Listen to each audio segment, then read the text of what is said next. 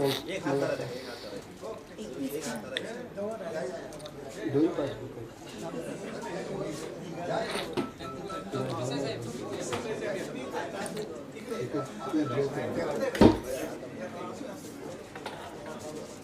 आता बरोबर.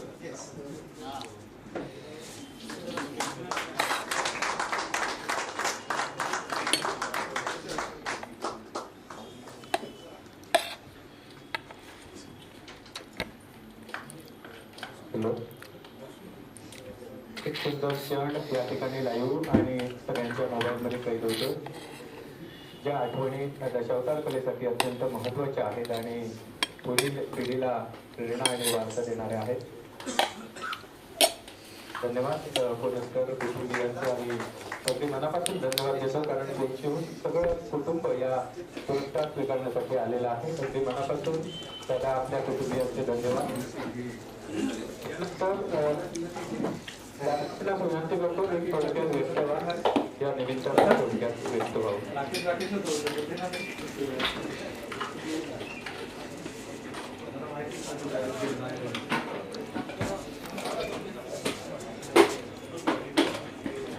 नमस्कार.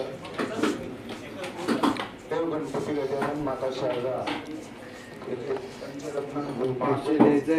सरांची बोलतो आठवते का? आज मला खूप आनंद झाला. माझा मुलगा पॅटर्नला आहे, कारण माझे वडील म्हणजे बाबाराणी कोणसकर हा 35 वर्षापूर्वीचा, म्हणजे आजच्या तरुण वर्गाला 40च्या आसपास असणाऱ्या मुलांना कदाचित त्यावेळी कुठलंही प्रसार माध्यम नसल्यामुळं दूरदूरच्या प्रांतातील लोक माझ्या वडिलांच्या भूमिका पाहिलेल्या नव्हत्या.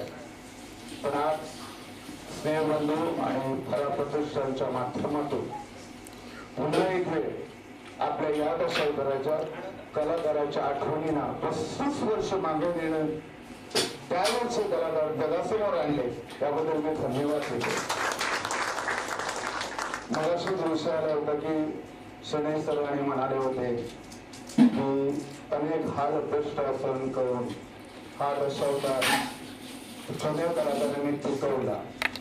मी बरोबर असं म्हणतोय की त्यावेळेचे कलाकार त्यांची जिद्द, त्यांनी परिस्थितीची पर्वा न करता दशावताराला झोपून दिलेला ते होते. यामुळे ही कला टिकली, नाहीतर कदापि टिकली नसती. जीवनात असे प्रसंग आले, आताच्या तरुण पिढीला ते ऐकून माहित आहे.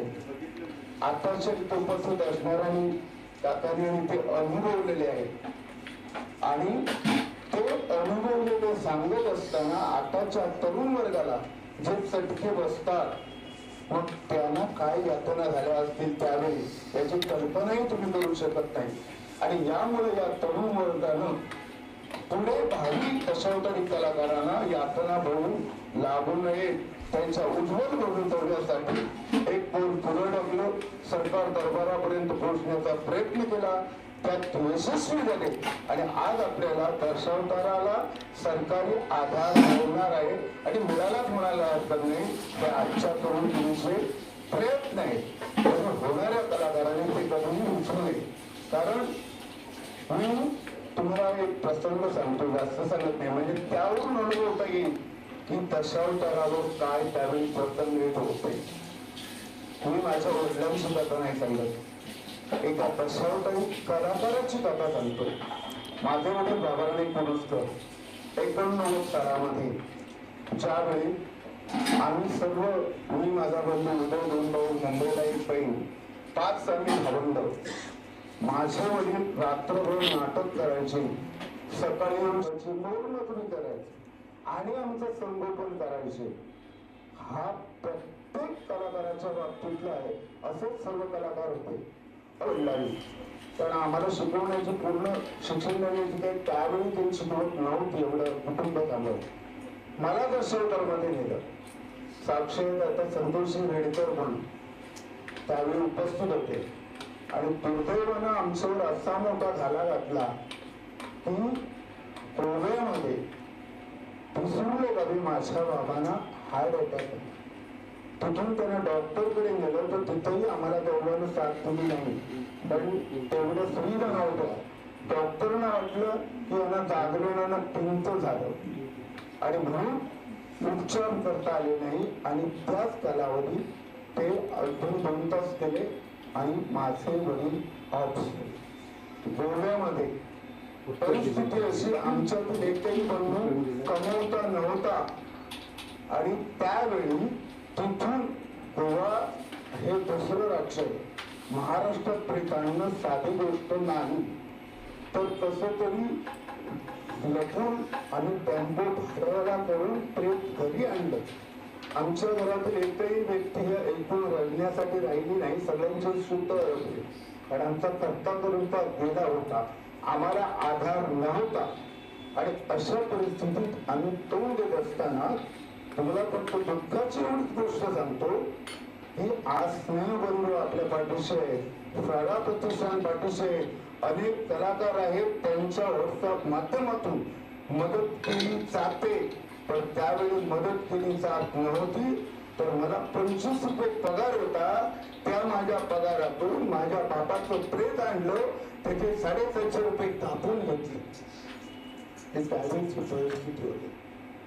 त्यावेळी माझ्या बापाला आम्ही ठेवलं, कुटुंब रडत होतं आणि माघारी जात असताना आमचे ज्येष्ठ दशावतारी कलाकार सुरेश गावडे हे म्हणाले की तो मुलाच्या खिशात 200 रुपये घाला, काही करणार होतो नाही, तुला तर मी थोडीशी कमीपणा नाही. पण त्यावेळी त्याची जो पण जबाबदार व्यक्ती होता तो काय बोलला माहितीये, ह्या दुःखात त्याला आठवण राहिली का मी 200 रुपये दिले. याचाच अर्थ की परिस्थितीवर मात करत करत प्रत्येक दशावतार कलाकारानं टिकवली म्हणून ही कला आला आहे, हे आम्ही कोणी कलाकारांनी. त्याचबरोबर एक आठवण टाकायची सांगतो की ज्यावेळी डेड बॉडी ठेवली होती आणि तिकडे आणायची वेळ येत होती संध्याकाळी, त्यावेळी आम्ही सगळे हतबल झालो होतो, काय करावं हे कळत नव्हतं. त्यावेळी हा माणूस वयाने लहान होता, सगळी जबाबदारी त्या माती होती. त्यावेळी याने सांगितलं की घाबरू नका, आम्ही अगदी ठेवतो. आणि तिथून कोणची नाही पर्यंत आमची हालत होती, हे सगळं कुटुंब दुःखात होतं. आणि ज्यावेळी आम्ही आतमध्ये गेलो त्यावेळी याने आपल्या आईला सांगितलं कुणाला काही बोलायचं नाही, आत्तेला सांगितलं कुणाला काही बोलायचं नाही. ज्यावेळी बाबांचे प्राण गेले त्यावेळी मी तिथं उपस्थित होतो, यांची कुणाची काही चूक नाही, असा माणूस होता. मी हा प्रसंग फक्त याच्यासाठी सांगितलं की बऱ्याच कलाकारांना माहीत आहे, पण ज्यांना माहीत नाही त्यांनी कधीही विसरू नये की पुण्याच्या कलाकारांनी अशा तऱ्हेने आपल्या परिस्थितीवर मात करून कला टिकवली. तसंच आज जो तरुण वर्ग ही कला अजूनही वर जावी, अजूनही तिला आश्रय मिळावा म्हणून जे प्रयत्न करतात, तो कुठलाही दुजाभाव न करता गणपतीच्या आशीर्वादानं सर्व कलाकार आपण एकत्र राहूया. प्रेक्षक वर्ग सदैव आमच्या पाठीशी आहे, प्रसंगाला ते उभे राहतीलच, पण आम्ही जर एक राहिलो तर आम्हाला कुणीही दूर फेकू शकत नाही. सर्वांनी एकत्र राहूया आणि ही कला अशीच अजूनही आजरामर करून ठेवूया. जय गणेश.